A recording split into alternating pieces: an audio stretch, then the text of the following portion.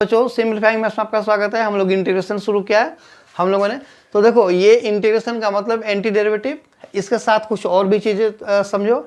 Integration में ना ही product rule होता है, ना कोई डिवीजन रूल होता है और ना ही कोई चेन रूल होता है जो कि डेरिवेटिव में होता था। तो इंटीग्रेशन में ये सब चीज़ें नहीं होती। तो क्या करना होता है, हमें जो भी चीज़ें दी हुई हैं उनको ना सबसे इम्पॉर्टेंट जो टूल है इंटीग्रेशन में वो है सेपरेट करना। अगर तुम उनको सेपरेट करना सीख जाते हो, इसका जो ट्रिक है जो टेक्निक है वो अगर सीख जाते हो तो तुम्हें इंटीग्रेशन, तुम्हारा जो 60% इंटीग्रेशन है समझो कि सिर्फ उसी चीज़ से हो जाएगा। That is called hit and trial method, ठीक है ना। अब जैसे मान लो फॉर एग्जाम्पल अगर मैं तुम्हें देता हूँ x into x plus two integral, ठीक है, and x upon x plus two integral, ये दो क्वेश्चन तुम्हें मैंने दिया। तो मैंने अभी क्या बोला है कि ना तो इसमें प्रोडक्ट रूल होता है, ना ही डिवीजन रूल होता है और ना ही चेन रूल होता है। तो ये क्या है, ये प्रोडक्ट के फॉर्म में है।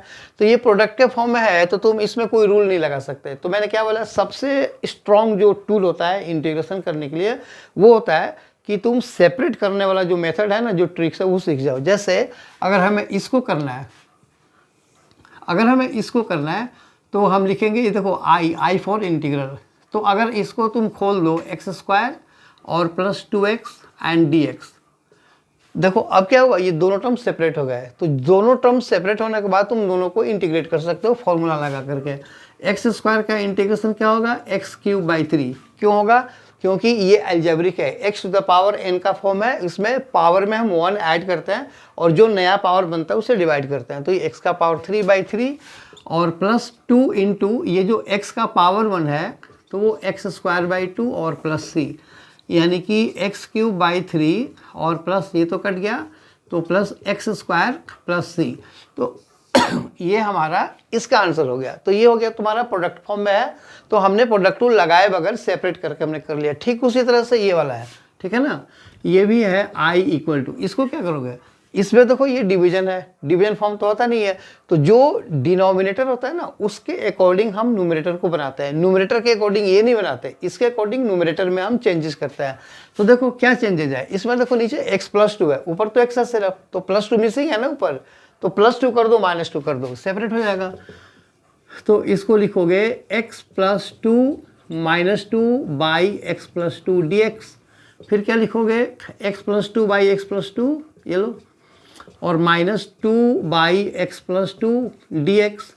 ये देखो ये कट गया तो ये 1 हो गया और -2/x+2 dx। फिर 1 का इंटीग्रल x, क्योंकि 1 का मतलब x का पावर 0। तो अगर तुम xn का फॉर्मूला लगाते हो उससे भी हो जाएगा, और नहीं तो x का डेरिवेटिव 1 होता है तो 1 का इंटीग्रल तो x ही होगा ना एंटी डेरिवेटिव के हिसाब से। तो ये x हो गया और -2, जैसे कांस्टेंट डेरिवेटिव में हम एज इट इज रखते हैं और जो फंक्शन होता है उसका डेरिवेटिव निकालते हैं। तो यहाँ भी 2/x+2 तो 2 हो गया, 1/x+2, फिर से नीचे क्या आ गया, लीनियर फंक्शन अलजेब्रा में, ठीक है ना, यानी कि पावर 1। तो ये हो जाएगा हमारा log ऑफ x+2 और प्लस c। समझ में आया। चलो तो आई होप वीडियो समझ में आया। अगर आया तो इसे लाइक करो, शेयर करो, सब्सक्राइब जरूर करना। Thank you.